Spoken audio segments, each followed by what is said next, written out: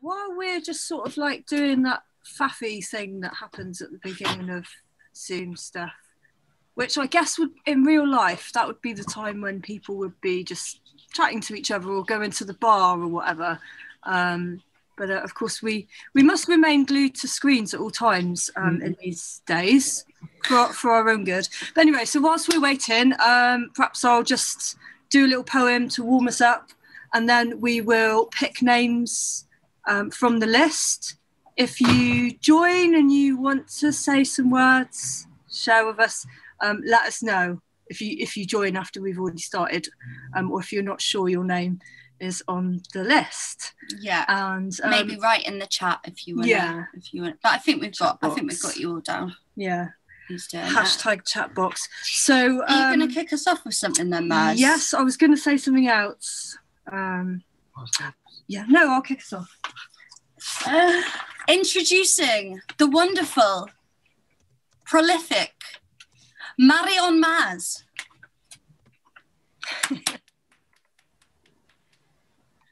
So I was on some training. I just want to bookend this by saying I really hate it when people like spend ages explaining their poems before they do them, but I'm actually just going to do that now because I feel like it. So yeah, I was on some training a few years ago about we were sort of talking about like, poverty and like social needs and stuff, and the person said that apparently there's this list of so-called low aspiration towns. A lot of them are seaside towns around Britain, and one of them is Plymouth. I was born in Plymouth, less than a mile from the sea, and this is my love song to Plymouth. It's a song, but I'm gonna just do it as a poem, and it's called Ferryport. This city is a low aspiration ferryport. 4 times a day the ferry comes and goes down the alley-o. This city is a nuclear sub-storage facility, 30 years to go till the decommission zone. This city remembers the Blitz, the Pilgrim Fathers, the Beatles on the Hoe.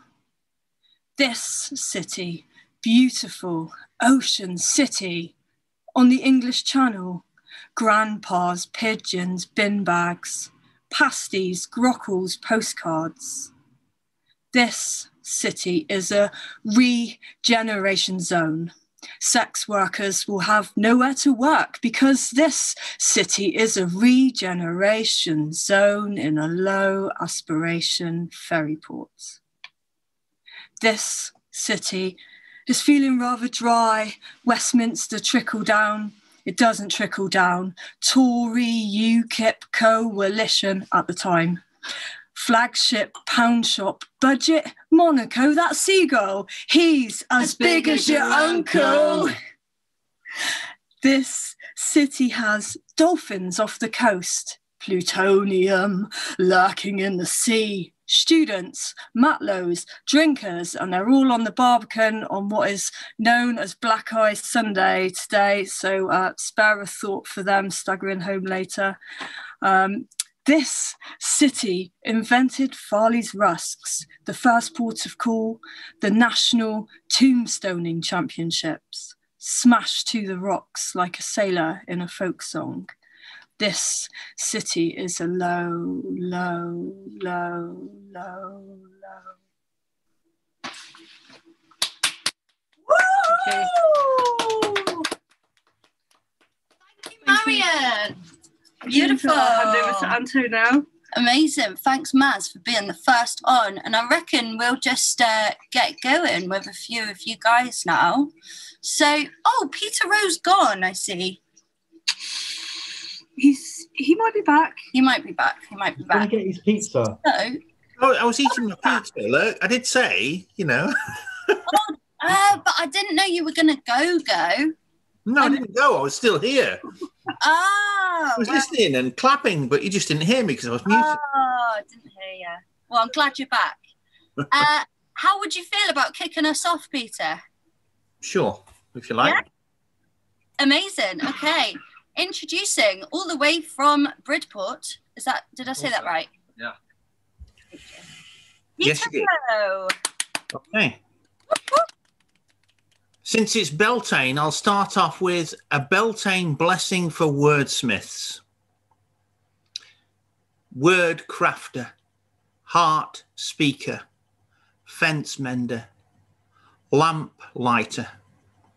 May your light be strong, let your words be fresh and wise. May the wind carry your words to open minds and listening ears. Let your heart be pure and your purpose certain. May your notebook be full and your words always flow. Sing the sky full of stars, pathfinder, dream walker, future singer, light bringer.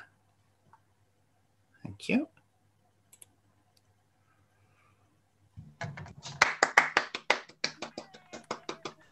Okay. This one's called The Cloth of Dreams.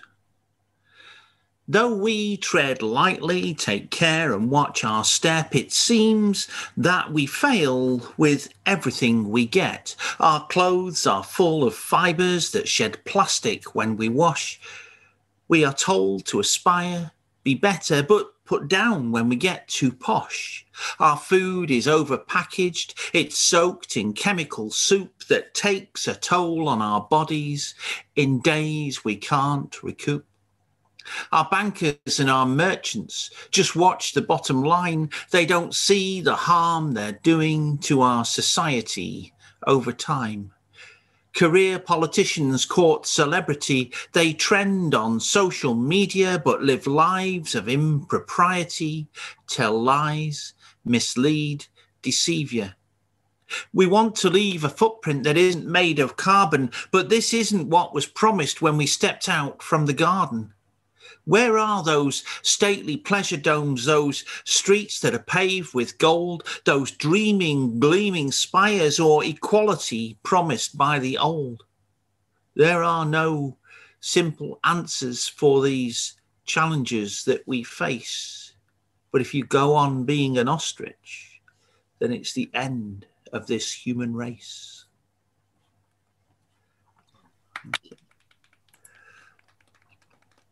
Okay.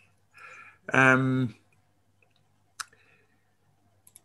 going to do you two more, if that's okay. Is that okay? Yeah. I really enjoyed it. Thank you. Right. The first one's a short one, and I'm going to. It's the next one's a fairly long one, and the reason I'm prevaricating is because the short one hasn't opened for some reason. So, right. Well, I could just. Oh, there we go. Okay. This one's called "The Colour of Night." The world from my window is covered in a blanket of night, velveteen blackness pierced by buttons of sodium gold, spots of mercurial silver, porch lights, manufactured echoes of moonglow try in vain to push back the dark. These sweet pools of colour, like desert oases, promise succour to the night-blinded. Details escape this night walker's eyes. Age and soft mists create an abstract diffusion of monochromatic expectations, hinting at flavour for the senses. The sky a taste of midnight sapphire, picked with hints of peacock and mulberry. This nocturne of subjective colour is an exclusive performance for the sleep-challenged night workers and those who care to seek the colour of night. Thank you. Right. Obviously, like everybody else, I've been locked down for some time, and I don't know about anybody else, but I've been using these dating apps to try and find my significant other. And somebody asked me a question. They said, who are you? Who are you really? And where would you like to be? So this was my response. It's called Matching 2. Okay, I am a gentleman, an empathic, heteronormative sapiosexual. That means I have to have a meeting of minds before body parts. And I know there are those that think an introduction with a photo of a fish or some other sea creature is acceptable, but you will never get a bathroom selfie from me. I am conventionally unconventional, perfectly imperfect, differently indifferent to the norms of societal expectation. I think too much, overthink, overanalyze, overindulge in poetic wordplay, hieroglyphic hearsay on every day of the week that contains day. I am fantastic, bombastic, deride plastic. I'm overdramatic. I talk too much. Don't listen as often as I should do. Practice haiku and tong fu. I'm a cunning linguist and I can make words count. I can make words shout. If you ask me what I'm all about two. It seems like a perfect number because I have tried one, but one is never quite enough. Solo. So low, a sharing, go slow. I am seeking my one to make two because that's got to be better than just me or just you. So forgive this rambling, unedited word flow, but this is me. I'm open and honest, no trees, no forest to thread through, to find the meaning in what I say because I'm like this every day. Direct, respect, circumspect, correct, connect. And if I was free, where would I be? I don't think I would care where, because these lockdowns have taught me that I like human contact. So just sitting in company with someone enjoying conversation to me seems like the most wonderful place to be. I'm a high-functioning, artistic, autistic who makes eye contact, laughs and cries just like a real boy. I don't lie. I'm always open and honest. I can miss subtext, sometimes miss punchlines. I'm a volunteer, an organizer, a committee sitter. I should be fitter, but someone said we had to stay at home. I'm happy to talk on the phone. I'm happy to listen, and that usually happens when I'm not talking. I like to sit in cafes, watch the world go by. It fuels my words. I need a muse. So if you could choose moments of extreme admiration, artistic adulation, and creative companionship in return for a little watering and feeding of a jobbing poet that might flourish and grow into a fantastic poetry for all the world to see, don't delay. Swipe right today. Terms and conditions apply. No cash alternative available as a substitute for feelings contained within this offer. This offer is not transferable. Thank you very much.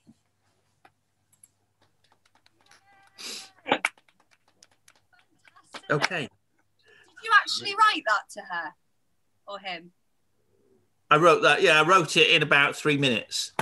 It took me 3 minutes to write it, and it takes 3 minutes to deliver it. So, Oh, yeah, no, I'd just come back from a workshop, and I was busy thinking.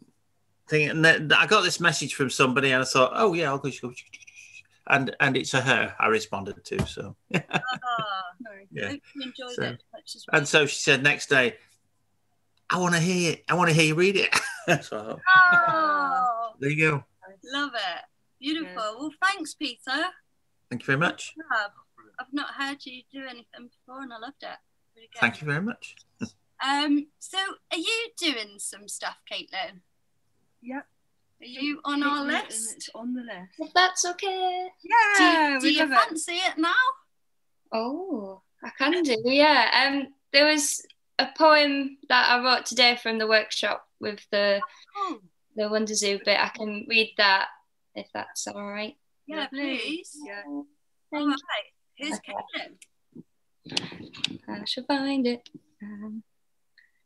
Boop, boop, boop. Sorry, it's all on my laptop. There we go. Alrighty. So it has no name yet because it was just a mind boggle. It lives in my DNA like a snake slithering through arteries. It thrives in my biology. I see it linger in my reflection. The cracks in the smile stuck in the corner of my eye. I can't quite put my finger on it and I don't know why. I felt its presence all my life. It crawls under my skin. My chest is heavy, filled with strife, choking on shadows cast within. Like a tree rotten to its core, my branches become tired and thin. As a kid, my house was haunted, not by the dead, but by the living. Caged in, not knowing what days would bring, what mood they'd be in. I have a broken record in my head of venomous words once said that echo in my mind still to this day. I can't escape the parasites in my brain. Through therapy, I've learned to keep them at bay, but some days the past bites back like a tidal wave. A tenacious tide of tongues like knives cut through its way into my brain. The earth opens its jaws and swallows me into the ground again. You only ever see the surface, but never know what it's like to be buried within. There's a hole in the earth with my name on it, like coming home to a made bed decorated with a wreath. The soil soaks up the cold blood, leaving nothing but withered bones like generations before me. A seed compounded, surrounded by all the dirt and dark, splits through its shell, through life's fleeting spark, going up, up and up, not knowing why it must carry on. It has to be better than down there, fighting the shadows until there's a glimpse of light. I hold on to the rays with all my might. The chain stops here, no more should this pain be imposed. Like specks of dust floating in sunlight, I must learn to dance with these ghosts. And that was that. Love that. Haunted by the Living. That was brilliant. You developed that a bit more, didn't you, since the workshop? Yeah, I've been working on it all this afternoon. It's sort of a bit different to, you know, my musically poems and things, but yeah, that was that. It has no title, but yeah, thank you. Yeah, I felt like it reached out and contacted me through space and time. So thank you. That was lovely. Thank you. So, shall we roll the dice and move on to the next person who wants to speak? Is there anyone who's really desperate to go now, or we will pick from the list?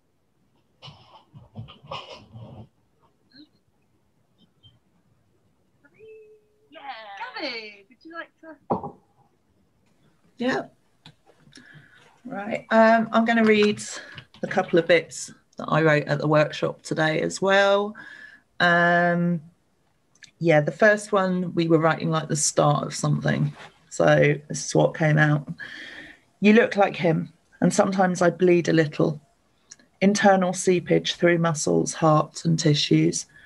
It was always there, latent inside, despite my difference.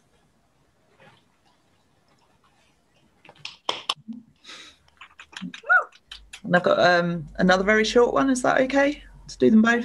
Yeah. Take the floor. All right. And this one was, we were doing character descriptions, just having a go at those. He had that look all white East Africans have, you know, like Richard E. Grant. He grew up in Swaziland, I think. He can speak that weird clicky language, kind of dried out and leathery, but rangy too and lean. They called him Nigel because he was dark. In some Celtic language, it means the black. But they never told us he was Greek, which might have explained why he tanned so dark on the beach at Mombasa, one hand on his stomach, leaving a print which burnt the next day and left it pink and sore. That's it.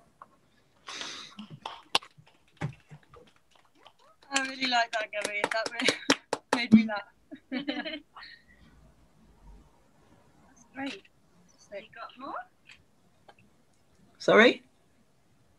Do you want to crack on, or are you? I can read more if you want more. Okay. I have to find more though, because that was in front of me. Up to you if you like. All right. She's ready. I'm going to get something random that I find first now. So, if I can find Google Drive. Sorry, more technical issues. And what we've got. Well, it's got to be that, hasn't it? We call this little mini festival Lost Time, and I've got a piece called À la recherche. So, after the Proust thing, In Search of Lost Time. Fragmentary murmurs on the nature of time float through her damaged brain, neurons colliding like dimly lit asteroids. Her mind an abandoned battlefield, the slaughter advances south, dragging new ground over mangled organs in its wake. She can, however, faintly discern that time has slipped from her grasp and become a centrifugal mass, focused on a single point of continuity. Physics was never a subject she had graced with more than a physical presence, and that time is much too elusive to present itself in such a form. But now the tangible crumbled into remote lethargy, born of varied abuse. A flowing vortex enveloped a being grown fragile through negation of its very physicality. Borrowed shoes with trailing feathers leave scabs on grimy ankles.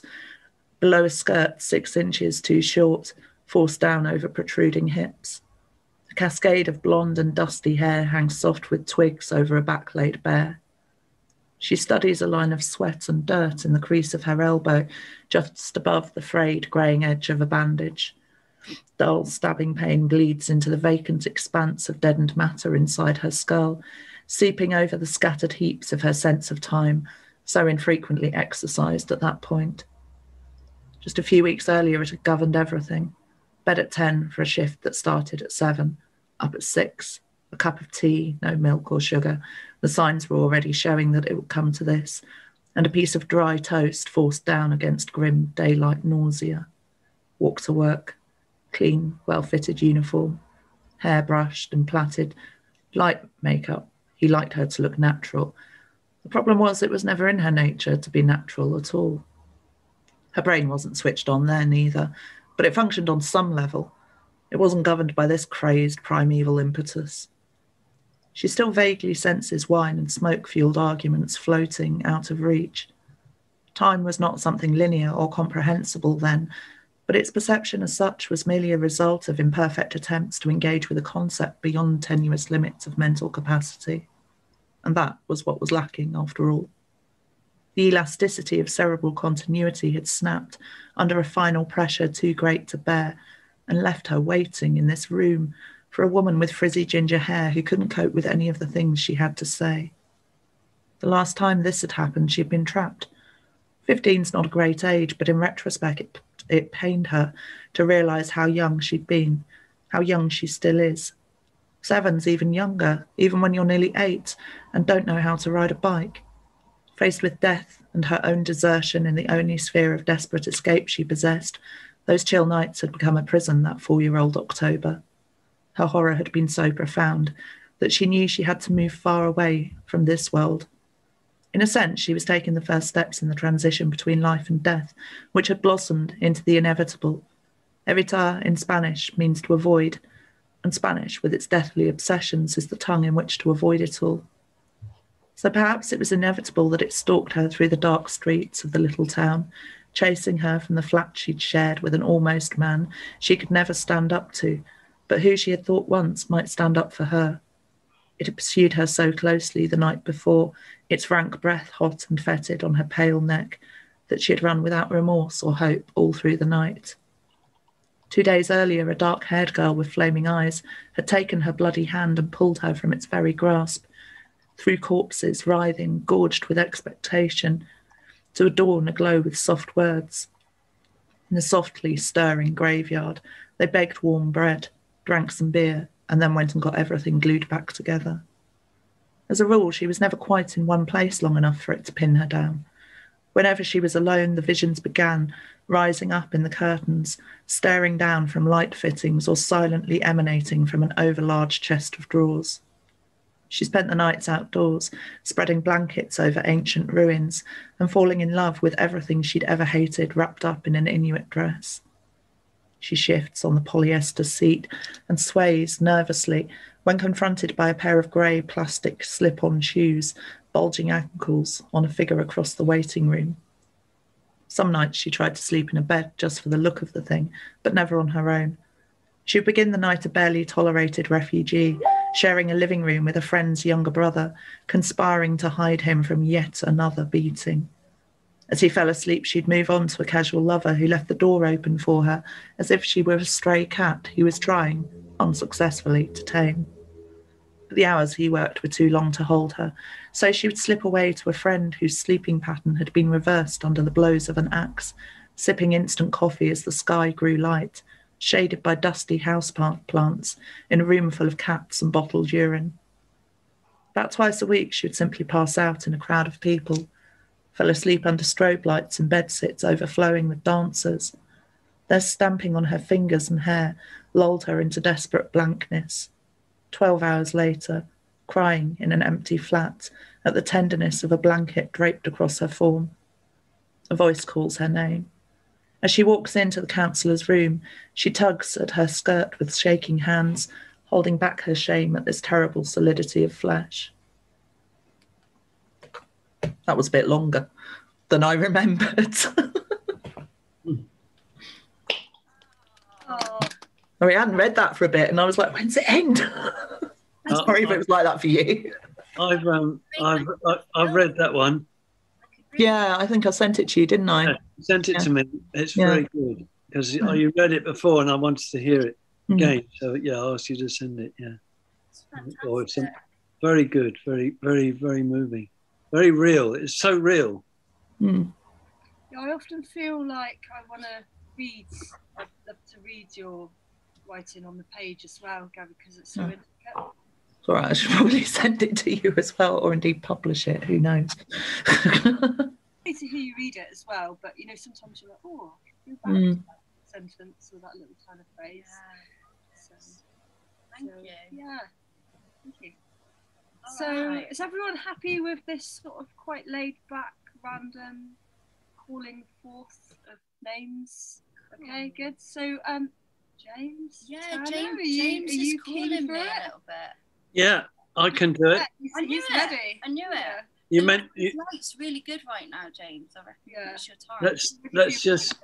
I've got quite a long poem, so it'd probably be enough just to read the one. It's quite a dark poem. Okay, bring it on. And it's I've never read it before.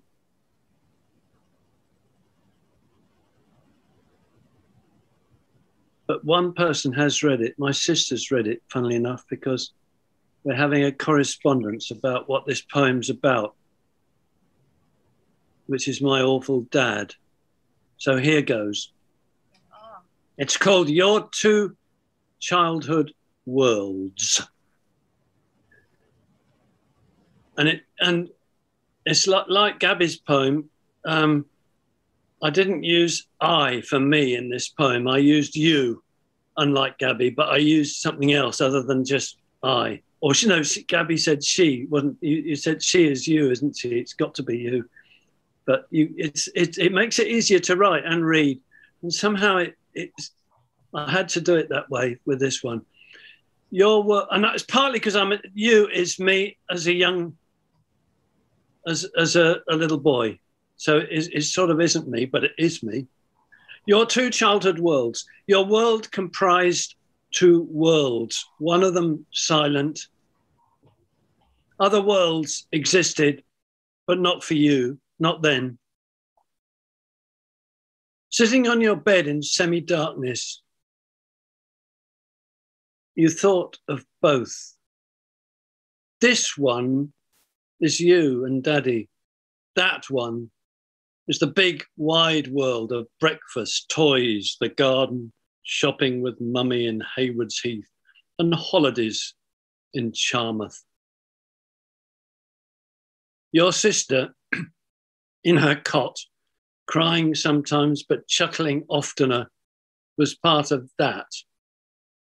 But you and Daddy were this. Not nice, not horrible. Something you had to learn how to submit to without resistance. Nothing was said. You didn't think. It happened. An established, painless routine. You wanted love, not this, but Daddy's love was on his terms, and sex with him the price that he exacted. Dissociate is what you did to survive it. Not mind escaping body floating up to view it with detachment from the ceiling or down imaginary corridors to the safety of some distant room. No, what you did was nothing but withdraw inward, feel nothing, think, imagine nothing, absent yourself from yourself, turn down the volume, fade the intensity of touch, sensation, defocus. Afterwards, he'd go and you'd fall asleep. And all this left no memory, except there was one memory, this one, sitting on your bed with, in your head, two worlds, the same but not the same. One world in bed and dark, the other downstairs and light, divided, but no wall or gap between. That was the first memory to return, the true cause of all your mental ill health. Not you, not your mistakes, not wrong decisions you made, as you believed until this moment, but what your father did to you, abuse, which, bar a clue or two, remained forgotten for 40 years. Meanwhile, your body remembered. It's like a picture hanging on the wall, which you don't see because it's always there. But now, age 43, lying peacefully in bed, you closed a book, switched off the light. The book, For Your Own Good, Society's Betrayal of the Child by Alice Miller, has created such a mood in you, such peace, that you and your inner child feel safe enough for this first memory to return. A surprise, but not a shock. No wonder, you think. Passively, you watch your brain reorganize itself. A major turning point is taking place, a process that involves belief and thought. But it's your brain that's doing it, not you. Some of your chief assumptions about yourself and your role in society are being adjusted, rearranged, and some erased, in line with this new understanding. When your brain has finished, you soon fall asleep.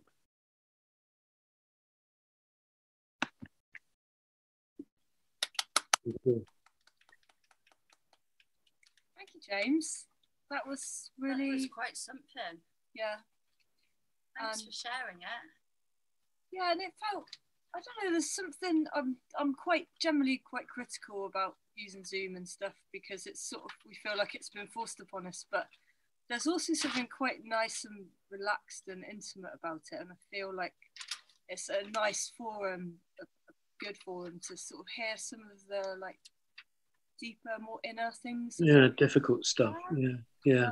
So it gives you that little bit of distance, but it was, I don't know, when I was reading it, kept wondering, are you getting this? Because it's a little bit, I think it's quite new. And I think when you read something in public, you really realize what little adjustments you can, fine tune it, hone it a bit. I think, but I hope it was fairly clear what it was about. I found it very clear. Is it? That's good, yeah. Natural, it sounded natural. Because it's like flashback, it's like back, it goes back into the past, and then it's me remembering a child remembering. It's quite complicated, but I suppose the main thing is clear enough. Yeah, thanks for sharing. It was fine, James. In fact, thank you very much. Thank you. It's better than fine, James. It's something that has to be said, and it's something that has to be heard, from a wider audience as well.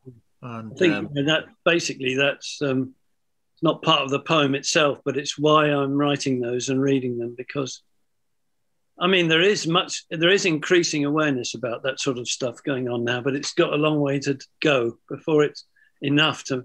And I think eventually, if people talk about these things and come out with it and discuss it, I think it makes it less likely to happen. Yeah. Because an abuser will think, wow, if they're going to remember this years later and talk about it, even after I'm dead, I'm talking with the abuser's voice now, I might hesitate, I might think twice about doing it. And that could save a life because, one of the symptoms of having been abused as a child is successful suicide. But there we go. Anyway, so that's why I do it. But anyway, thank you very much for listening and your feedback. Thank you. I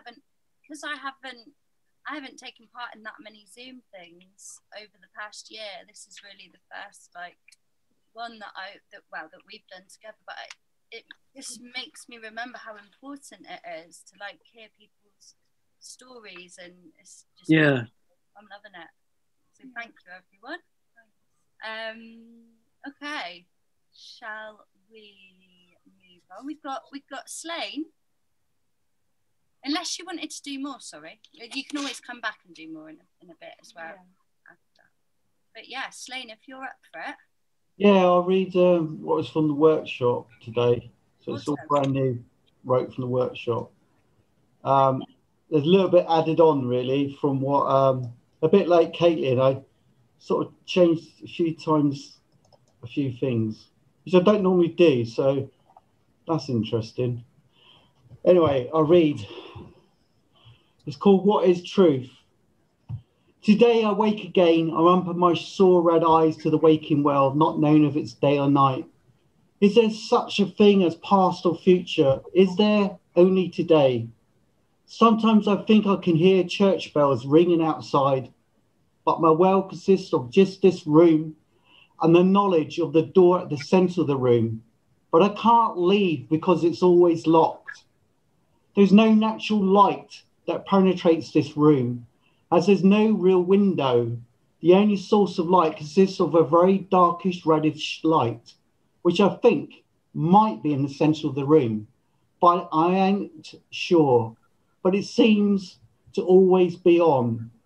The only other objects in the room are my bed, dirty blankets where I used to cover myself to sleep in from this cold and dampness.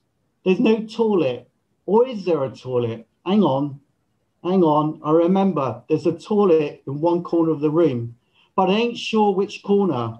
It's where I shit and piss, and I don't remember the last time it was emptied, but I do know often I can find my friends there. I often speak to the flies and the maggots.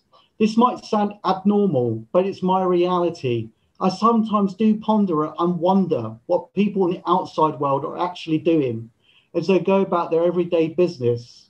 I imagine often being amongst them. Just like John Lennon said, imagine the world is not always real and not always possible. I really don't know what month or what year it is. I hear a clock ticking, but is it my mind? Is it real? Or is it an illusion? Everything's a muddle and blur nowadays. I don't remember how I came to be here or the reasons for me being here. Worst of all is not knowing why I am here, but nothing is really boring, just mundane. I like to close my eyes often and to count, but I don't remember how to count anymore. Just like I don't know if the door at the center of the room is real, or is this room real? Is it just a fragment of my imagination? I really don't know. But I do know I've left this message for you to read if it's real, but I don't know if it is real. So I've got to talk to my friends again, the maggots and flies. Maybe they can teach me to count again. There you go, it's the first one.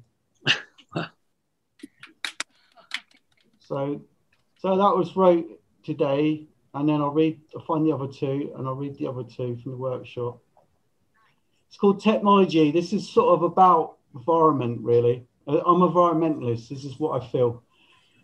We want more of the endless diet of Facebook comments and likes while the bird gently weeps. In this garden of delight as you rush by with no real thought of the world around you, The flowers pop up like Andy Warhol's tin cans rusting away.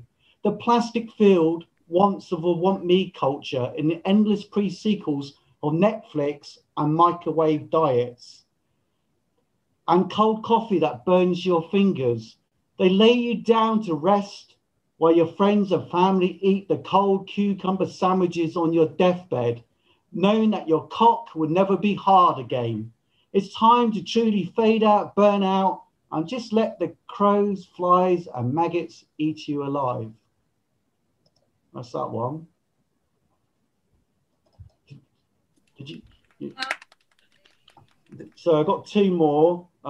This is called No Title. Looking out onto the word of Zoom. Looking out onto the word of Zoom. I do sometimes wonder what our ancestors think of the world we live. Oh, sorry, I'll start again. I'm fucked up there. Looking out onto the word of Zoom. I do sometimes wonder what will our ancestors think of the world we leave beyond and behind. So that's that one. And my last one, if you're offended, I don't care. So it's, well, I'll read it now. Love me tender and lay me down to sleep on your dinner plate, all pink and red, just like your cock.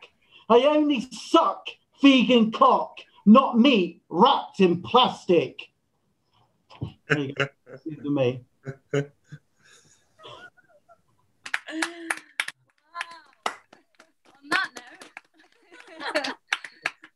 For vegan people. So I think there's two, possibly three people who would still like to speak. I'm assuming one of them is Chris. Hello, Chris. Hi, Chris. No? No. Oh. Okay. So I think according Nice to to see our you, list, it's Jason. Yay. Yeah, let's I've got a really, really dirty one that's worse than some peace. But maybe I'll do it later. I got a couple. I got a song and a poem. What do you want first? Ooh, song? Let's have a song. Yeah. Right. Lovely. Thank you. Well, she wears the yellow rose of Texas as a flower in her hair. Her eyes are so amazing, there ain't nothing to compare. She took me by the hand, sat me on her bed, with pretty springtime flowers forming colors in my head. She caresses the rolled up back note and her hand smiles at me, looks straight into my eyes and says these words you see. I know you understand, boy, the reason why you're here. I'll fetch the mirror from the dresser and place it just right here. Now things were moving faster, so much faster than I planned. She started pouring bourbon with those long, white, silky hands. Man, she's all woman. You know the type I mean. I thought I was quite manly, but I think I'm gonna scream. She grabs me by the ankles, start yanking at my boots, screaming, get your long johns off, I wanna hear you toot. Toot like that express train, they're coming down the track. I want to get these long johns off, there ain't no turning back. Well, I'm hooting, tooting, rooting, looking for the door. I've already shot my load and I can't take no more. I'll pick my Stetson up, grab my chaps in hand, slide straight down the banisters and on my ass I land. Another Jezebel is looking down at me, smiles and said these pretty words from which I must take heed. You're leaving here a boy, one day you'll be a man. Until that day, I suggest you use your fucking hand. I stick my middle finger up and leg it out the door, screaming some profanities about a fucking whore. Just two things on my mind. I'm heading for the bar. Just two things on my mind. A single malt, a large in which I will recline. I slam pointing fingers at the different colored jars. The bomb says to me, hold your horses there, my friend. I got something special here that'll put you aside. Returning with a bottle, he said, thunder in your head. Send you on a journey that'll stop you seeing red. Send you on a journey of another kind.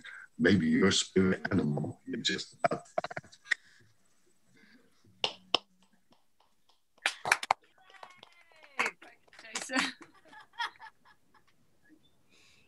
We don't know if everyone agrees on this, but I'm losing a few of your words, Jason. It's just glitching a little bit. And I'll wait just Now so I've got- if it happens again, just so we don't miss. Uh, Oh, he's frozen. No, he's back. Here's a poem. He's Am I ready. here? She wandered in the wilderness.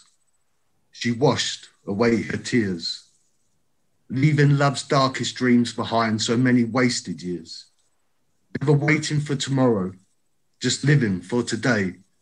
The distant winds are calling, calling out her name. It takes her through the meadows where cherry blossoms bloom, never looking too far behind, accompanied by the moon. The moon, it whispers softly, words I can't repeat. She stops for just 1 second, soft earth between her feet. Could she trust another? She asks the moon again. He opens up a doorway. He speaks, he doesn't explain. Your hair is the colour of autumn leaves, brown and red with Celtic weeds. Your eyes shine bright like a still-lit moon, with your destiny written in the runes. For you are not of this time. Your ancestors are rare bloodline. Your ancestors as warriors full of fire, passion, love and honoured choir. They chant and sing a lullaby to remind mankind of days gone by, days when all of us were free to live our life in harmony, to live our lives without a care, breathing in this sacred air. This sacred air with scented flowers is what gives us our magic powers. With pure white skin and enchanting smile, you're something real, there's no denial. I hope one day that you will see that all your dreams were meant to be. And they're just sunbeams, and sunbeams shine. It makes the world somewhat sublime, and flowers grow beneath the trees that makes the home for honeybees. And honeybees make the world go round. A pot of gold beneath the ground, a pot of gold where worms they play. So save our earth, it's here to stay. That's it. I don't know where it comes from. Thank you, Jason. Awesome. I love the flower power reference or image. Flowers. Yeah. Nice to have a song as well. Yeah. Anyone else got a song? No pressure. No It's pressure. right.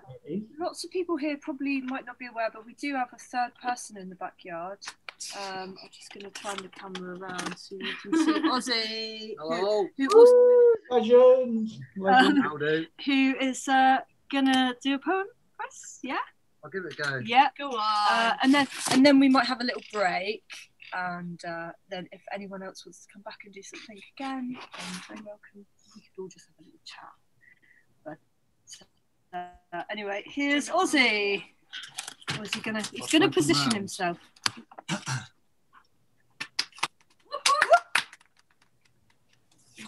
Yeah, I'm gonna try. So this one's called #happiness. It's based on a Coca-Cola advert.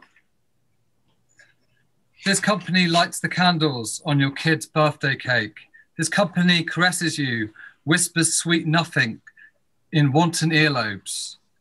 This company wraps you up cozy, prizes you from the breast early. This company is all you desire, all that you want. This company knows your every whim, ensures that you win. This company is without competition. This company considers your feedback in line with its complaints procedure. This company holds successive governments responsible.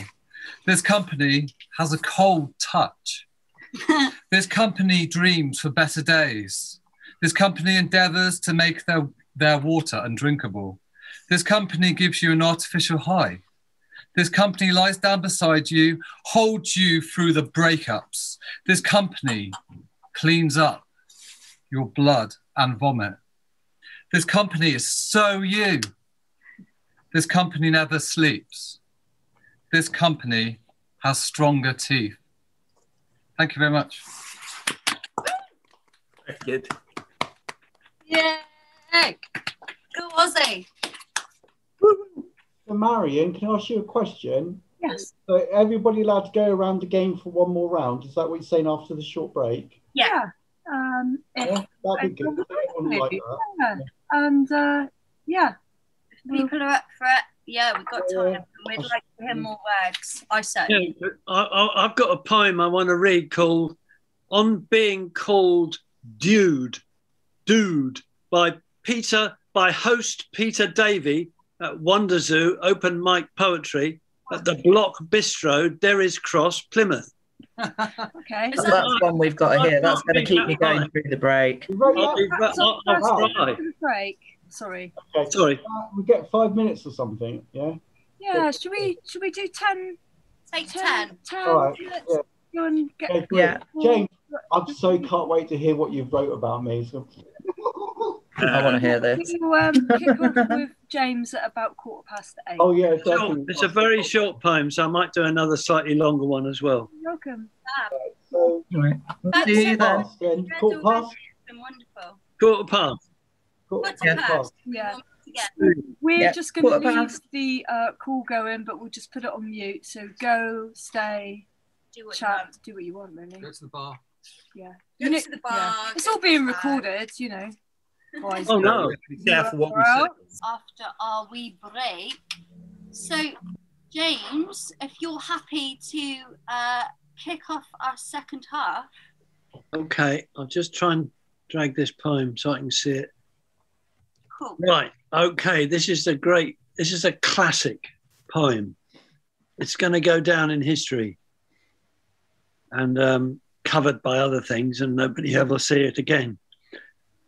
That's what going down in history means. And it's called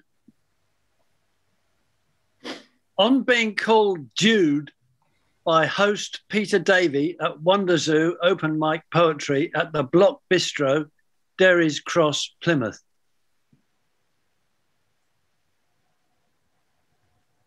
I don't often get called Jude. It leaves me feeling almost good, as if I were human after all, though not as good as Adam felt.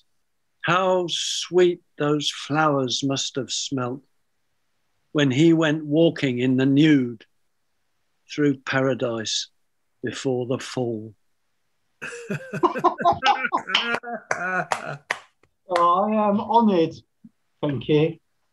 Thank you very much. Well, I felt honoured too when you called me that. It still stands. If you ever want to read poetry in the bath naked on one side as friends, I'm happy to do that with you. I once offered that to you. You did. I was there. I witnessed that. Yeah. Yes. Save it for the chat box, okay? Each other. I'm only joking. Get a room. I'm just joking. Get a room. Yeah. Oh, it's lovely. The amount of rooms I would have to get with writers is getting longer, according to Pete Rowe. I'll do one more. Yeah, thanks, Please. James. And then A bit longer, but we- not. I hope it's not too long. This is completely plagiarised. This poem from very ordinary sources. And you'll kind of get the hang of it. I did add 2 words. I altered 2 of the things that I plagiarised very slightly. You'll see when that comes. This is called, and it's called Offer. Even the title I've nicked from somewhere. Offer subject to availability. Find out more about your options. Please give us a call so we can help. We have thousands of drop-off points, open morning, noon, and even late night. Changed your mind? Part of this poem may contain traces of nuts. You can update your preferences about how you would like to receive updates on our products and offers from us at any time. Warning, avoid prolonged direct contact with the skin. Protect your security number from fraud. We believe in premium quality, being environmentally friendly, being socially responsible, and not using animals for hard labor. In 1975, we created the first recipe for muesli without added sugar. Please check to see if you have received this. If you've just arranged a payment plan, don't worry. You don't need to do a thing. This poem may not be used in conjunction with any other poem. You're now able to return your online order to our stores, excluding railway stations, hospitals, and airports. Please take great care of your checkbook. The effect of our annual service charge, as well as any income withdrawn from your portfolio, will mean that the current value reflected in Section 9 may be less than the total return figure quoted here in Section 1A. We work hard to keep our customers' personal data secure. What happens if we don't hear from you? We may pass your details to our debt collection agency. Do not use hot water bottles as electric blankets. Your credit rating may be negatively impacted. We will post it to you within 4 working days. We may visit your property. We may go to court and get a warrant to install a prepayment meter or disconnect your supply. For all you holistic heathenists out there, what's not to love? Oh, fab. Surreal. Great. Wow, Brilliant. one earlier, Brilliant. that one. Although I shouldn't say so myself, that is the best poem that I haven't written. Great. Oh, it's fab. Yeah. So Thank you very we much. were thinking about segueing into a slightly different way of the order of people speaking. If someone's done their poem and you feel like, oh, I'm ready to go next, I could say something. Just, I put my hand now, I didn't realise the camera's there. Just put your hand up in a chilled way and we'll clock you and then we'll introduce you. Does that make sense? So if anyone feels like they want to speak. I've just seen a hand from Slane, so I reckon he's ready. Are you up for it? Yeah, I'll just read 2 pieces. One is... It's Slane, everybody. So I'll read 2 pieces. One is just... I'll just read it. It's from one of our films. I wrote it. Gabby will recognise it. Dear Slane, hello. It's your dear Aunt Agus here. I hope this letter finds you well. I've heard you had a bad case of chronic diarrhea recently. How awful of you. I'm so glad you're on the mend and feeling better from all your shitting and fucking and shitting and fucking. I'm just writing to let you know we're all fine up here in Camden. Yes, me and Jeffrey and our new cat, Mr. Tickles, are doing very well. No diarrhea here, as well as can be expected under these lockdowns and restrictions. We miss seeing our friends and family so much, but I can't wait till we can visit you in Plymouth again. It's been far too long. I've seen from your Facebook post that you've been busy with Wonder Zoo. I've enjoyed watching your short films around North Stonehouse. Congratulations on getting that funding. It did make me chuckle to see you walking down North Road West holding Gabby's wedding dress. That she is ever so multi-talented and clever, ain't she? More clever than you. And let's face it, Gabby is too. I mean, what can't she do? What can't they both do that you can't do, which is fuck all? Please tell them both I've said hello. And I can't wait till we can all get together again. Please, no more vegan food.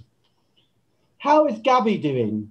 I hope she isn't still picking on you. And how is Hippie, that technician that no one sees? He's always been such a technical wizard. Maybe you could ask him to fix our computer after lockdown ends. We'll pay him, of course. Jeffrey and I want to thank you for the lovely catnip toy that you bought for Mr. Tickles. He's enjoying it. It is his cocaine, you know. Playing with it every day, giving him hours of fun. I read that the catnip plant contains an oil a bit like your weed down there, I reckon. I thought that was fascinating. Are you still smoking, Slane?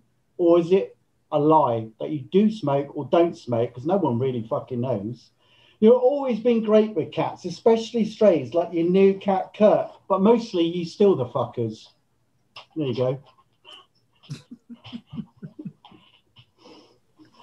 You do steal cats. Read one more in a minute. So, right. So this is, as everybody knows, that I've won this so-called award for community in the past for the UK, and so I'm sure this one would never be published by the City Council. So it's called Adlai Street, of where I live. Yay. Adlai Street is a playful place, flaked by cobbled lanes of spaces between the history books of war and that fucking baseball bat.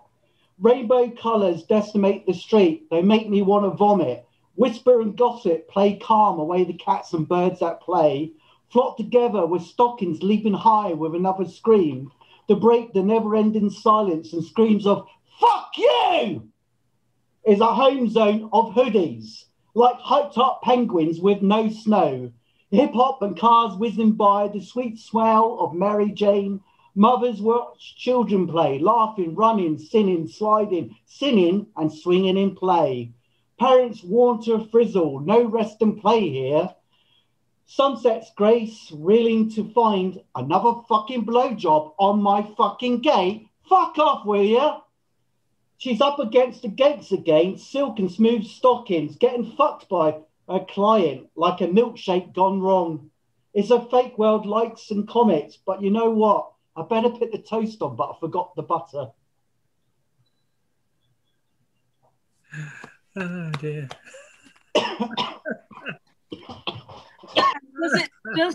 Does the toast land butter side up or down? You know, what sort of day is it going to be?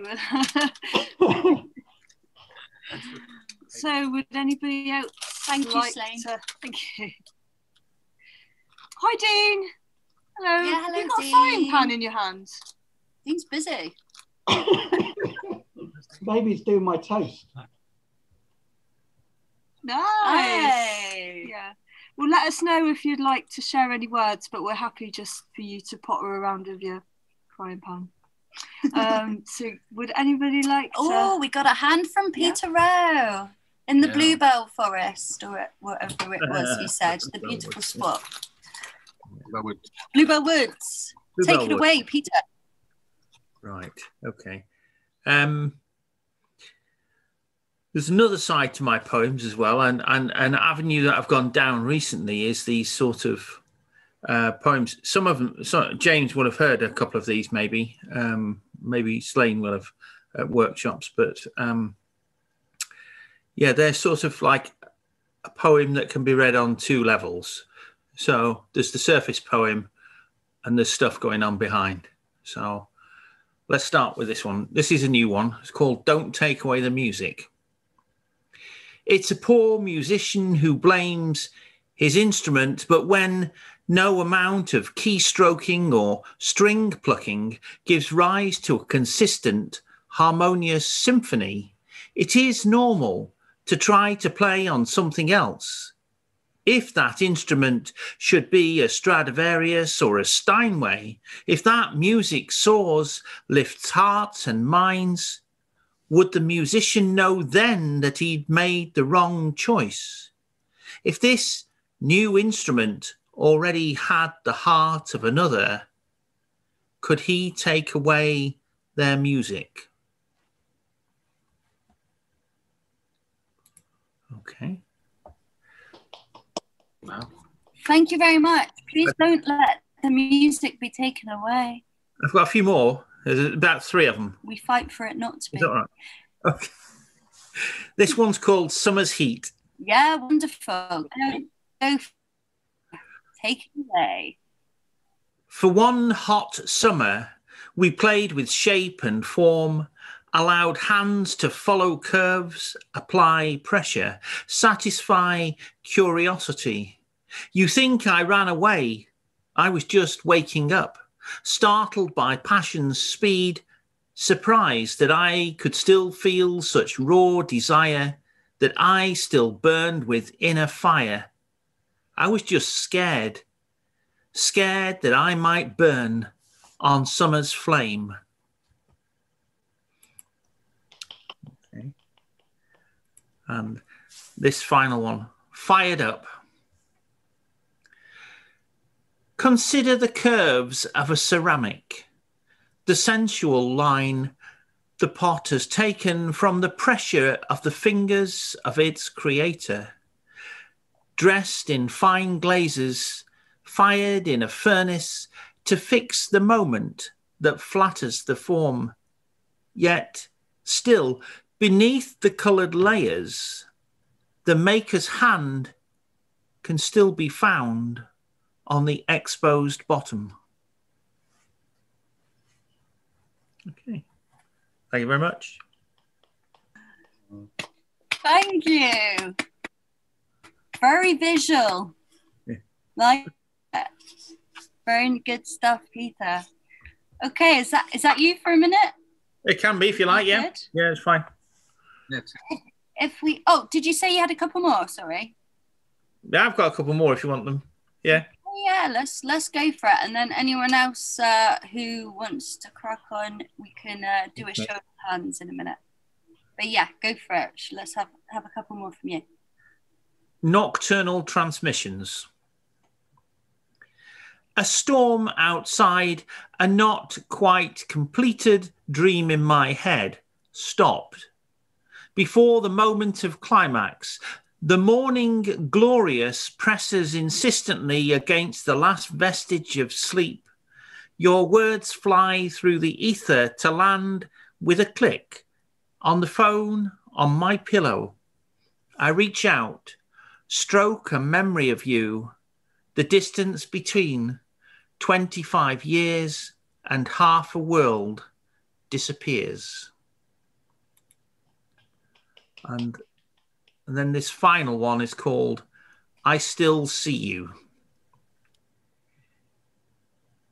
In my mind's eye, reclining in a wave of linen and silk, an Amazon queen, perfect breasts rising and falling with every inhale, exhale. My charcoal caressing the paper, lifting each time with the swell of your breath. A tidal symphony, the ebb and flow of passing passions pressed into paper. Thank you very much. I'm done. Oh, so visual. Felt like I was at a life drawing class. Who would like to go next? Is anyone feeling the call? Jason, let's hear you. And Caitlin. It's only. Me or Caitlin? Caitlin can go first if she wants. I'm very happy for you to go first, Jason. No worries. Oh, it's a polite. One short one. Fight it out. Punch for the queen. It's like one short one. Yeah, go for it. And I have a really naughty, dirty one. It's a time at the end that will knock you all out of the room. But yeah, it's dark. It's silent, but there's still sound. This place, it moans and creaks. Vibrational echoes all around. My eyes wide shut, it speaks. Telling stories from years gone by. Memories of men that will never die. I hope one day that the dreams I see will take me from this darkness. I see colours, vivid pinks and blues, rainbows stretching, hot air balloons. Birds are flying, the grass is high, a teardrop welling in my eye. The next one's rolling down my face. I wish that I could leave this place, but something's got hold of me, draining, pulling, chaining me. It keeps me here against my will. If I hold my breath as time stands still, they feed me yet another pill in solitary confinement. Water's dripping down the walls, a flickering light, tss, another moth falls. softly spiraling to the ground. It hits the floor, and there it's drowned. I sit there helpless and watch it die. For the use of my hands, no, not I. For they are tied behind my back, secured real tight with a leather strap, rocking back and forth. Thoughts of freedom, somewhat distort. Thoughts of a time when I was free. Chocolate, honey, sugar in tea. It's funny how you miss the simple things in life, like a smile from a stranger or spreading butter with a knife. But I guess this is the price you pay when you're a menace to society. They lock you away. Yeah.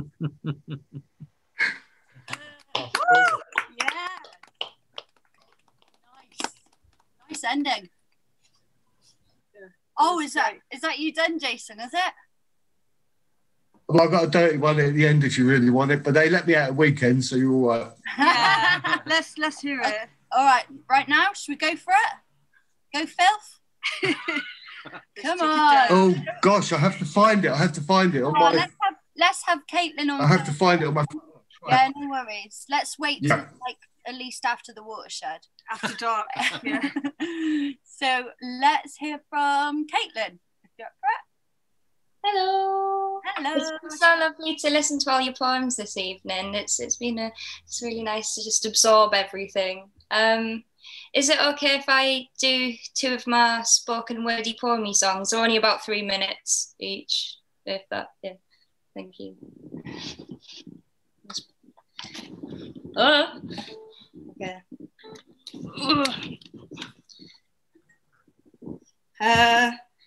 This gets in the way. Okay. Nothing ever happens here. She wished it would. Staring at the sky, something entered the atmosphere. She froze as her words solidified. A shooting star falling to the earth. Be careful what you wish for. It could be a meteor. Nothing ever happens here. Was this something I wished for? She ran inside, turned on the TV, trying to find the answers on screen. Something falling from outer space, it's not Superman, a bird or a plane. Could it be a meteor? Nothing ever happens here. Was this something I wish for? All I did was a little wish, and even then it wouldn't have come true, because nothing ever happens here and I wouldn't expect it to. Could it be a meteor? Nothing ever happens here. Was this something I wish for?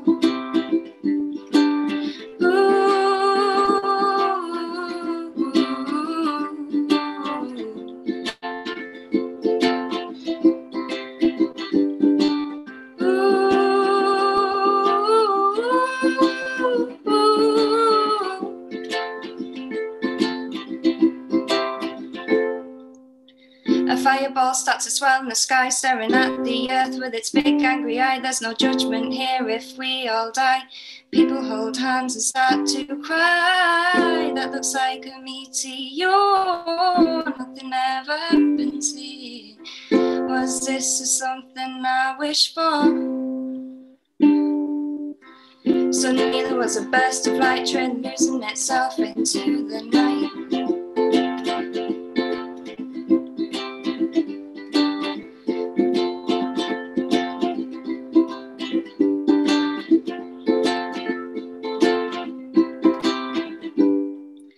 I'm glad that nothing ever happens here. I'm glad that nothing ever happens here. And that's that one. Oh, thank you. Oh, fantastic. That Oh, was so beautiful. That brought a tear to my eye. Oh, Nice to hear you sing. I've never heard it before. It's beautiful. oh, thank you very much. Yeah, it's just Another one. if that's all right, Please. I could do a cheeky one. Please sing to me. Thank you.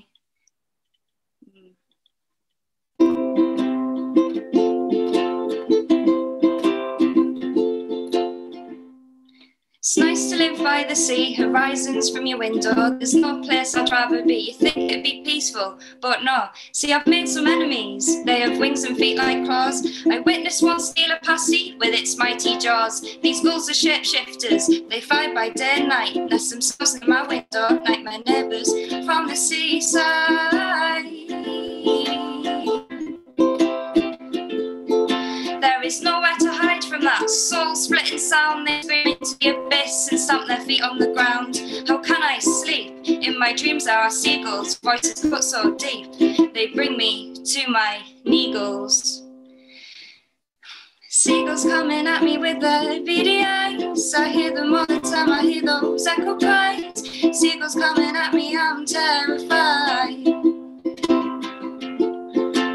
In dreams in a giant peach where a flock of gulls fly, 501 carried the giant peach across the sky.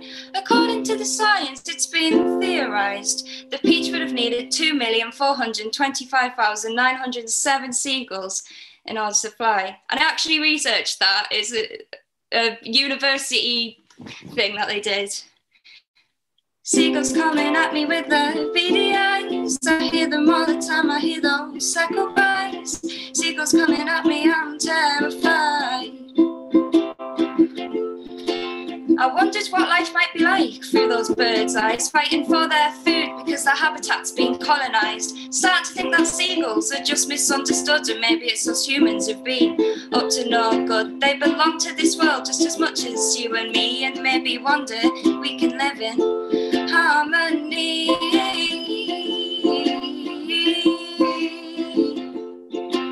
Seagulls coming at me with their beady eyes. I hear them all the time, I hear those echo cries. Seagulls coming at me, I'm not surprised. And that's that. Brilliant. I love the seagull song. I really do. I'm glad that's in the video we did. And also, like, it's just like that seagull thing. Because I've had a seagull attacking me as a terrorist. Gabby had one as a friend up hers. And you got a seagull song. It's like everyone that joins Wonder Zoo in some capacity has to have a seagull story. We've all had experiences with seagulls, I'm sure. Yeah, thank you so much for having that space. It's been a really lovely evening. Cool. Has Soapbox culture had any encounters with seagulls?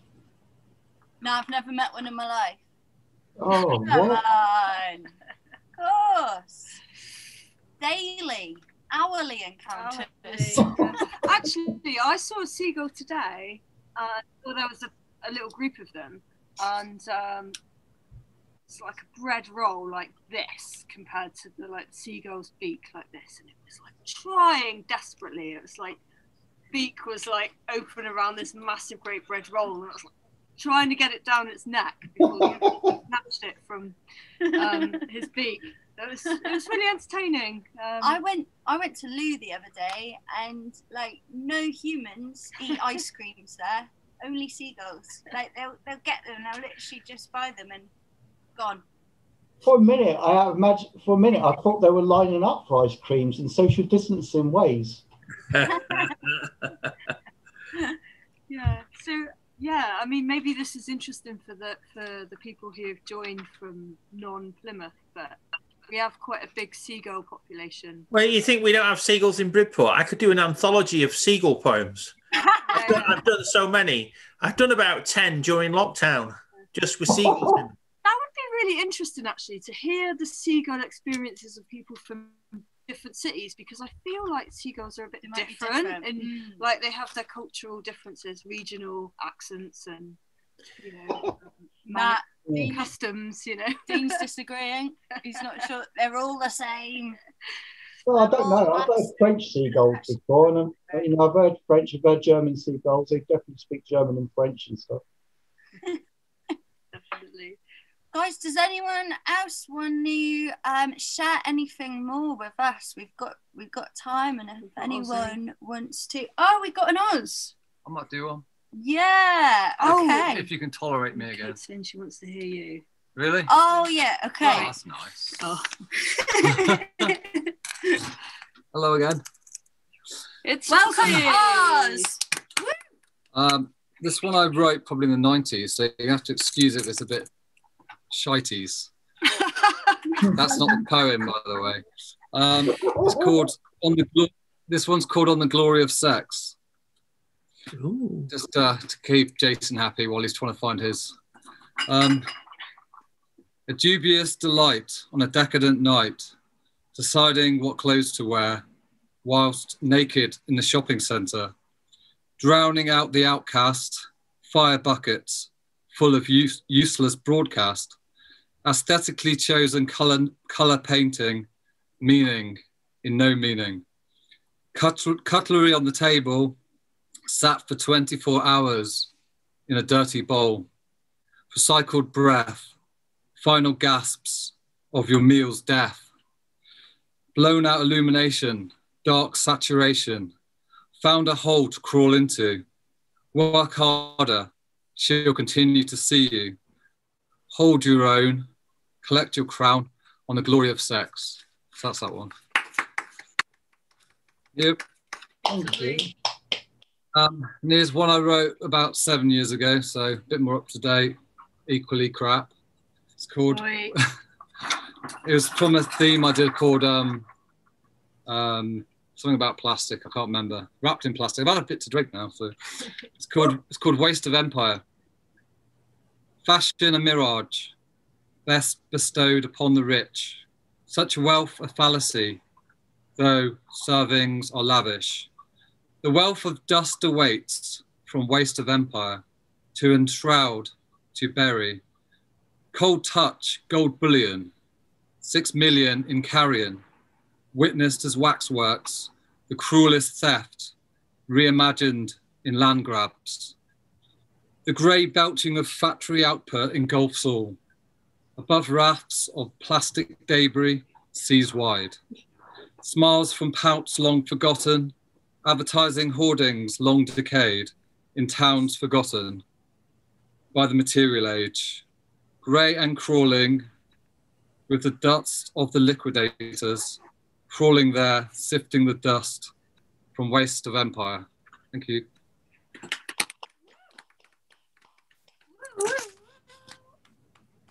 Thank you, Oz. Sophie. Beautiful. Cool. It's always interesting to reflect on the Oh, empire. yeah, you're going to read anything. Isn't it? Yeah. It was about the empire, that one. Yeah. Hey, Tell me you're going to read. If you want me to do some seagull poems, I've got 3. Oh, should we go with that? let's So go we've got seagull heavy. Peter Good. Jason. Actually, I've done that. I'm sure I've done one of these seagull poems when Caitlin did her seagull thing once before, actually. So, but there's 2 funny ones and then one that's quite light. It's quite short. All right, this one's called "There Are Babies on My Roof." When I told my friend I was tired because of the babies on my roof, "Are you on something, Wired?" So I said, "No, it's just the truth." So she had to call someone to tell them I'd lost the plot. And then at my door, 2 policemen who said, "We've heard a lot about these babies on your roof and about how you've lost the plot." And I was tired and defensive, quite aloof, and declared, "I'm not talking to you lot. We want you to know we care. You don't have to cope on your Todd. Those babies are staying there unless there's an act of God. Besides, they're seagull babies outside the remit of your job. Oh, don't worry about us, sir. We are from the flying squad." Yeah. And then this one's called Scatting. Scatting. I always see the positive in everything I do, but I'm being harassed by seagulls scatting poo. I'm stuck in isolation. I'm living with lockdown, but these squawking birds are marching up and down, stamping on the roof, tapping with their beaks. I don't know if I can stand it for the whole 3 weeks. This was first lockdown. I will take lots of pics of the birdies in the sky, but please don't berate me if it ends in seagull pie.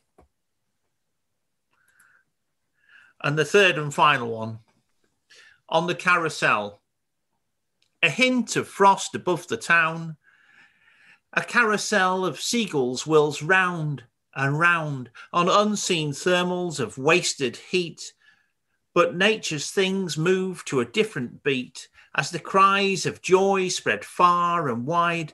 More gulls arrive to carouse and ride, a slow motion whirligig of feathers and bones, a transitory moment before they turn for homes on walls of bricks, on roofs of slate, such ideal homes to live and mate. To see those birds, to see them so free, riding that carousel gives hope to me. That's a seagull trilogy for you. There you go. Thank you, Peter. Very good. That was lovely. That's really great. Yeah. Terry, you can do one. Oh yeah, I'll do one. Yeah, if no one minds. Oh yeah, I want some answers. I'm not very prepared, so I have to read it off my phone. Well, let's give it a go. It's been ages since I've done anything, any poems, so bear with me. Oh, my roadie. Okay, so I'm going to do one called ITVB, which is about the channel ITVB, if anyone has ever seen it. It's full of like reality shows, and it's just a very intriguing thing. Cool. Of the girl that I used to support. So this is it. It's called ITVB. ITVB nip tuck velocity. Be pumped up, varnish, finish. Don't spill your drink. This cost far too much for that kind of thing. It's no carbs before marbs, super club, designer clad luxury. The best boobs, the brightest nails, the highest heels from a high street near you. That's right, don't fret, you can be like them too. For the boys it has to be turn-ups, turned out 2 sizes too small. ITV be the greatest ad for implants of all. ITV be love. Be in love, be out of love, be love at first light. Whatever you're doing, you must ITV be always looking for the one.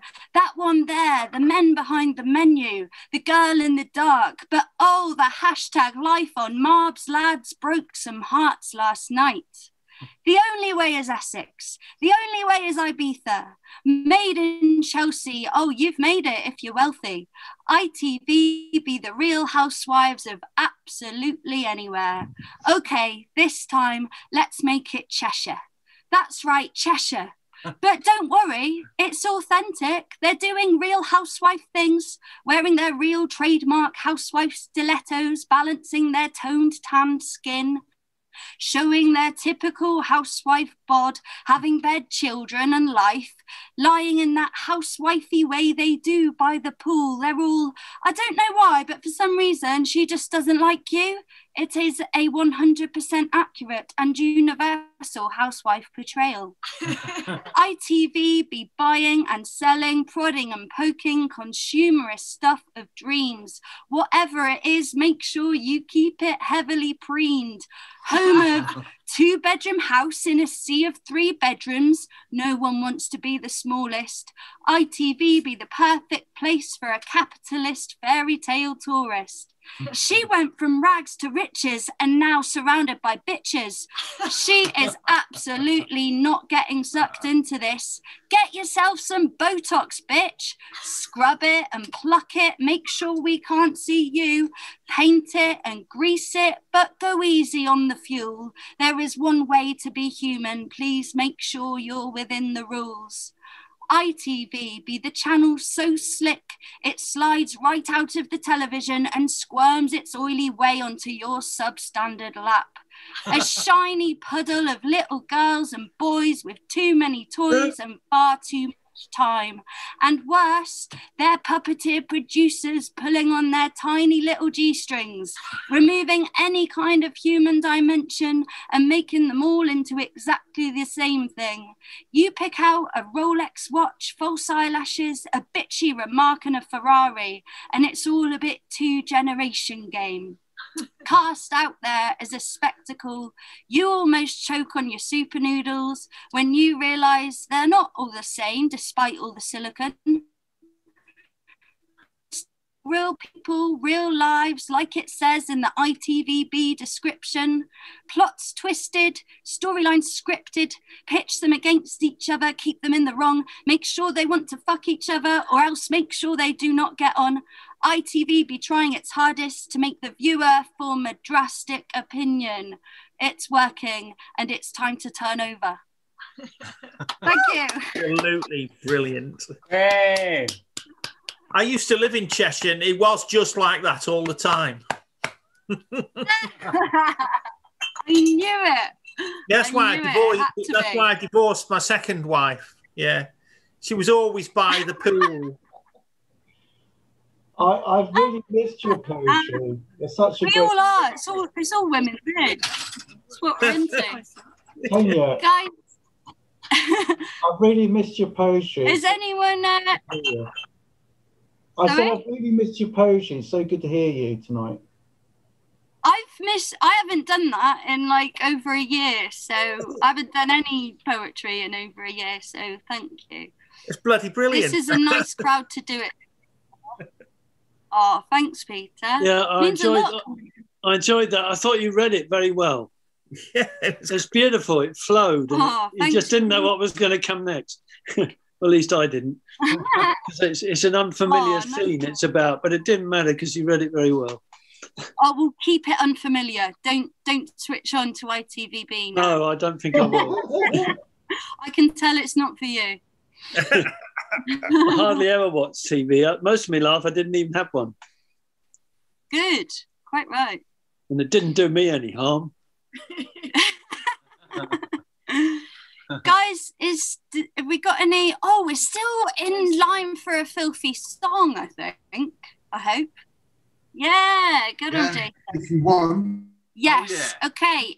Introducing the pure filth meister. If you are easily...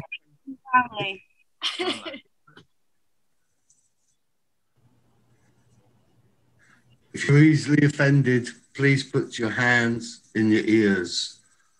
This is called Australopithecus. There's a wank stain on my bed. It smells of fish, a fish that's dead. I've had a few fish. I admit that's true. At least I'm honest. How about you? Have you had a fish or a dirty old man? Been fucked in an alley or the back of a van? Have you worn no knickers or your pants on your head? In the free seat, more than one in the bed? Have you got so drunk you didn't know where you had been, but you know you've been violated because you woke up with cream? Have you ever been molested on a bus or a train, kept your mouth shut, you didn't want to explain? Or perhaps you liked it and got off on that thing, getting done in the toilet right up a ring? Do you like hot wax or candles and clamps on your nips, or dressed as a woman, high heel and pink slips? Had a one-night stand with a younger man, or kissed your wife's brother with a wandering hand? Have you wanked someone off that you didn't like? Been spanked by a fish, paddle or pike? Swallowed someone's semen that tasted real rank, or fucked at a bus stop, restaurant or bank? Have you dressed real sexy in stockings and stuff, pissed at your head and been fucked real rough? Fucked like a bitch or a dirty old tart, pounded so hard your fanny did fart? Have you snorted cocaine from a crack of an arse, or been to a brothel, took your pick of a brass? Have you been whipped or slapped or dressed as a vicar? Had to ask her to stop because of your ticker? Had whipped cream and chocolate and fruit on your cock whilst tied up and begging in a Catholic smock? Or dressed as a soldier, Imperial Guard, a nurse or a doctor fucked in the yard, Fucked in the field while camping one night, or broke the bed on a caravan site. Licked ice cream from a minge on a girl's night out, or fucked by a geezer you knew nothing about. Fingered or fisted while your man was at work. Filmed yourself doing an incredible twerk. Had a fat ass that covered your face. Done the walk of shame and total disgrace. Banged in a car with your tits hanging out. With strangers peering in with things hanging out. On a plane or a boat or somewhere at sea. An island on holiday covered in pee. Sweaty and stinking, a proper real state. Shagged in a graveyard and got home real late. Lied to your mother about where you had been. Stinking of perfume, your holes in your jeans. Lipstick and nail marks all over your back. Love bites and tooth marks are all over your sack. Sorry. You did ask for it. Wow. Well, yeah, we got it, eh? Well, do you know what I mean? Wow, I didn't even know. Someone once said to me, write what you think, because if it shocks, if it offends, then you're creating emotion and the truth. I'm sure everybody... It did shock, it didn't offend. But I'm so sorry. Yeah, emotive, that's for sure. Well, thanks for sharing it, Jason. Ever so open. You're more than welcome. It kind of made me realise what I've missed in life, to be fair. Did you hear that? No. Sorry, Oz. I said it kind of made me realise what I've missed in life, to be fair. Well, it's never too late. Too late. Yes, it is.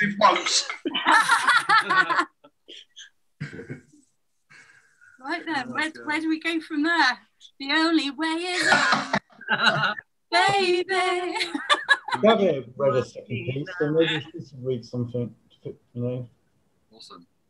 What was that? Gabby hasn't read a second time, so maybe Gabby. Would you like to? Oh, she's frozen. Sorry. Oh no, she's unmuting myself. Yeah, thanks for that, Sloane. Someone's been I'd be very happy to hear more from you, Gabby, for sure. Sorry? I said I'd be very happy to hear more from you, for sure. All right, I'll do it for you then. I've got a choice. It's still my usual fucked up shit, obviously. But you've got a choice of a story about a troll or a story about goblins. I like trolls, not goblins. You like trolls? I don't like troll. All right. My instinct was troll. Okay, I'll go for the troll. I'm going to be reading off the screen so I can't see you, so if I'm pulling odd faces and stuff. It's pretty normal. All right. Check which one this is. Well, it's about troll.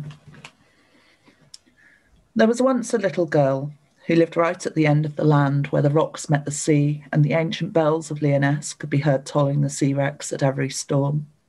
Her little stone house was high on the moors, with horses and sheep and puppies to play with, and kind people all around. But she lived with two people who weren't so nice, a wicked woman who claimed to be her mother, and a man she picked up along the way. The wicked woman tried to keep the little girl all for herself and was always telling her what to do, how to be, and what to wear. But she'd stolen the little girl away from her real family long, long ago, and ever since they'd run from place to place, always moving on, always hiding. Man was an angry one, with terrible scars running through his mind. As he slept, he stalked through the house, grumbling away in his own language and looking out for men coming up behind him. But he could laugh too. Day after day, he poured bottles of gleaming golden liquid down his throat to dull the pain, and sometimes his eyes would gleam and he'd laugh and joke and play. Sometimes his eyes would flash and he'd chase and hit and shout, and sometimes the gleam would turn into a flash. The little girl was used to them, though, and she'd spend her days with the animals and her neighbours, moving sheep, riding horses, or making jugs and tiles with the strange old man in the little shed next door. The strange old man had been there for a very long time, long enough, he said, to have seen one of the most beautiful women in the world visit and buy his pots. He said she was making a film there at the end of the world and wandered in a haze of furs and expensive perfume, her gangster husband trailing behind. He said she was the most beautiful woman he'd ever seen. He'd seen a few too, that old man. Some of them in Paris knew him by name. In London, Japan, and all the famous art galleries, they knew his name too, and he just sat in his little shed, turning and glazing and firing, waiting for them to come to him. Sometimes the angry man would grow tired of glugging his golden whisky at home, and he'd venture out to little windswept pubs on the moors, staggering home in the dark, ranting and singing up at the starlit sky. But when he'd swallowed down all that burning amber fire, he couldn't see into the spirits of people as he once had. Most of the people who lived on those remote moors, luckily, were good, kind people, like the neighbours who were so nice to the little girl. They were very old moors, however. How can moors be old, I hear you ask? Moors are moors, geologically old in terms of habitation, but they weren't old in that way. They were old in terms of what still lives there. So one rainy night, back he comes, this angry man, staggering and ranting through the rain, laughing and shouting, with his two new best friends. They fell up the stairs to the house, and it was all laughs and drinks and new friends. But when the little girl came in, dragged along by the witch mother, she saw a terrible sight. A young girl with red gold hair lay bewitched, pale beneath her rouged cheeks, and round blue eyes glazed with dull light. Heavy across her breast lay the thick fist of nothing less than a mountain troll. To the angry man and the witch mother it all looked so innocent. Their new friend's woman was a little quiet, that's all, probably imbibed too much rough cider, not at all the thing for a princess like her. The man a little thick-set, perhaps coarse for the type of person they believed themselves to be. But the little girl spent so much time on the moors with the animals that she gained something of their senses, and she knew what she was facing the first time she caught sight of those gleaming little red eyes. Slowly, she backed away, careful not to arouse its attention. The only hope they all had was for her to reach the witch's spells before anyone drew attention to her. Creeping through the dark, she opened the forbidden cupboard. She trembled as she reached through hanging cobwebs and rattling bones, and finally found what she was looking for, a smooth, polished black stone. As she searched, she heard the voices which had been so happy and carefree turn serious and gradually get louder and louder. She ran down the stairs, and just as she entered the hallway, she heard a crashing sound behind her. She spun round and just in time leapt to one side as the angry man crashed and bashed down the stairs, tangling and crushing under the raging rock of a mountain troll. As she pressed herself into the window, the troll grabbed the man down round the throat and pressed him into the wall, lifting and roaring. The man's face began to turn purple, and his hands scrabbled against the wall, leaving bloody prints all down the light switch. The man gasped and gasped, and the girl knew she had to act. She gripped the stone firmly in her fist and took a deep breath. "Oi, troll!" she yelled. The creature dropped the man in a crumpled heap and, growling, turned to face her, its little red eyes gleaming in the darkened room. The girl spun and ran, shooting out of the door into the courtyard and pressing herself into the wall to one side. The troll lumbered through the doorway and let out a low, rumbling growl. She held her breath as it turned its massive, rocky head from side to side. It took a step forward, gravel crunching under its boulder feet. The girl breathed out, slowly, as quietly as she could. Suddenly she leapt out. The troll turned in slow motion as she held up the witch's stone and screamed arcane words. The troll was lifted into the air and flew into the pottery window, breaking hundreds of pots into fragments and sherds, a huge crash rending the calm summer night. When she opened her eyes, the troll was gone. All that was left was a thin, pale girl lying on the ground and 1,000 fragments of sparkling stone. I have that smooth, polished black stone in the end of my shaman stick. Oh, yeah. I love that, Gabby. Thank you. Cayman stone. It's brilliant. So how's everyone doing? Cool. That was amazing. I'd just like to say just a couple of things before we finish or don't finish. I don't know what we're doing.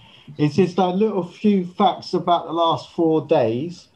We've had over 40 artists present work in some form, whether it's video or photography or whether it's joining the actual poetry. So that's pretty good. We've had 40 artists join and showing work off. We've had 250 people come to the events, which is not bad, I mean, for 4 days. We've reached 1,400 people through Facebook, and we have 351 people following the page. So I think for a little pilot event, we've done pretty well, really. So I like to thank everybody involved in it. So especially Caitlin, the research. So thank you all for coming. Cinema, Soapbox, Twitter now.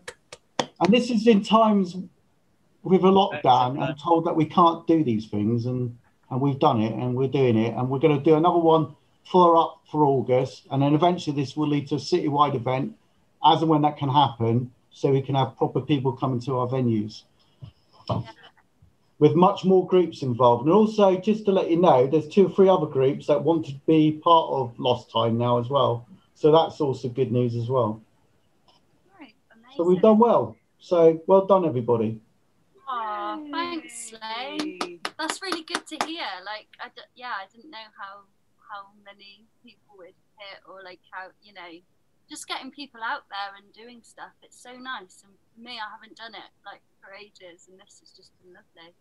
And also, just another fact, we had sort of 19 films made altogether, 4 pieces of photography made, and at least 6 different artists writing work for this event as well. So some new creative stuff made on top, which is really good. Amazing. Let's keep it coming. Yeah. Can we just try something? I feel like we might be sort of coming to the end, but if anybody does want to do another little performance, then you're very welcome. But I just had this idea. I'm not exactly sure how it would work, but perhaps if we just could go round and just say a word each, perhaps respond to the word of the person for you. I know we don't see everybody in the same order on the screen, but we've shared quite a lot tonight, so I feel like we might be able to do it intuitively. So for instance, if I just shared my word, which is just how I'm feeling is optimistic, and then when somebody else has got another word, they can just shout it out. If 2 people say the same word at the same time, or speak at the same time, that's fine. Shall we? Nice. We can all unmute. Yeah, everyone needs to unmute. If you want to be involved. If you want to, yeah. What was your word? So I'll kick us off with optimistic. Inspired. Energy. Blessed. We can, fun. I'll just go fun. Connected. Smiley. Captivated. Poetic passions. Master Chef from Dean.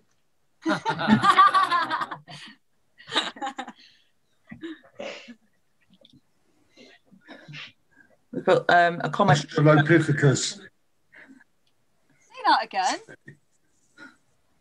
Magnificent. Australopithecus. Australopithecus. I'm learning every day. Astrophysicist. Seagull. We've got a comment in the chat that says pineapple from Hippie. That's funny, we're drinking pineapple now. Yeah. Yeah. Yay.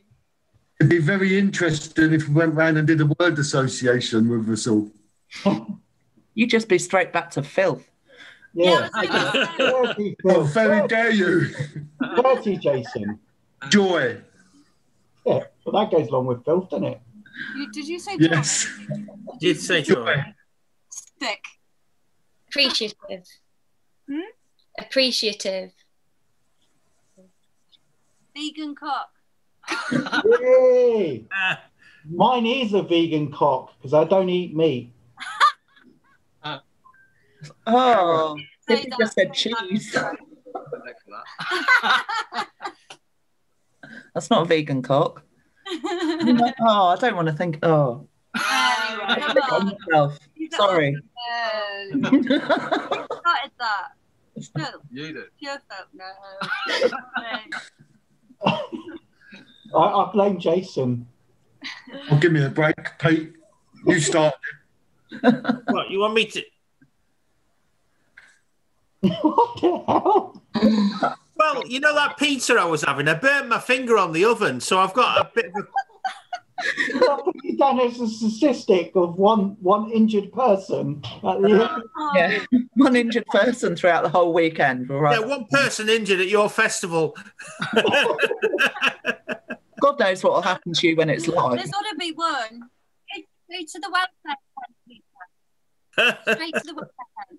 Oh, there's lots of messages. No, it's got cold compress on it at the moment. Oh, by the way, some messages on the Facebook page, I think. I'm just going to find it. Lost it then. Alton Stevens said he loves the Seagull song. Chris White said James Turner poem, what a dude. Someone said, hey, Kev. I'm not sure what that is. That was me saying hello to Kev Rowley. Oh, Kev Rowley, right. I thought it was like some sort of, I don't know. Didn't know what that was, really. Do you mean? Well, it's clearly greeting a man called Kevin. I've got 3 degrees. I never worked that one out myself. I mean, try it next time you see him. He responds well to it. They're meaningless degrees now. They're really meaningless. I mean, we have to do degrees about tourism for start. Say no more. Never said that. Oh. Thanks, everyone. It's been wonderful. It's exceeded all my wildest dreams. Me too. Well, thanks to Soapbox Culture. Yeah, thank you guys. They're very good. Very good bit of hosting. Amazing. Seamless. Thanks so much. We Like to have say, a Facebook page, so if you want to follow it, we might do events or things might pop up. Yeah, stay in touch. It's been really nice to meet everyone. You got a Soapbox Culture Facebook page? Is it just called that? Is it? Yeah, all right, I'm going to pop it in the chat for them. Okay, right. Gabby. I'd say they're not here tonight, but PACC is back. So their partners for the weekend have been Pop, who've helped us with funding to make this happen and continue onwards. Imperfect Cinema, the 2 punk lads from last night, fantastic lads. Do you know what I mean? The amazing Soapbox Culture. Do you know what I mean? And Hippie, you don't see because he lurks in the background as the technician. Chi, who's actually making more posters for us. That's why she's not here, because she's a legend. Gabby as well. And I'm not going to thank me because I'm just a cunt. So thank you. Thank you for being a cunt. You heard it here first, guys. Not just a vegan cop. But I We'll think, thank Kurt and we'll thank we should Luke on the probably cats as well. So that's everybody. Oh, well, thank you. And thank you all for coming. Yeah, thanks to the audience whoever sees this. So thank you all. And thanks to all the artists that, make life worth living. Yeah, absolutely. It's been amazing. I've just realised. I'm living mine. Yay! You can stay and have a little chat if you like. I'm obviously feeling really social.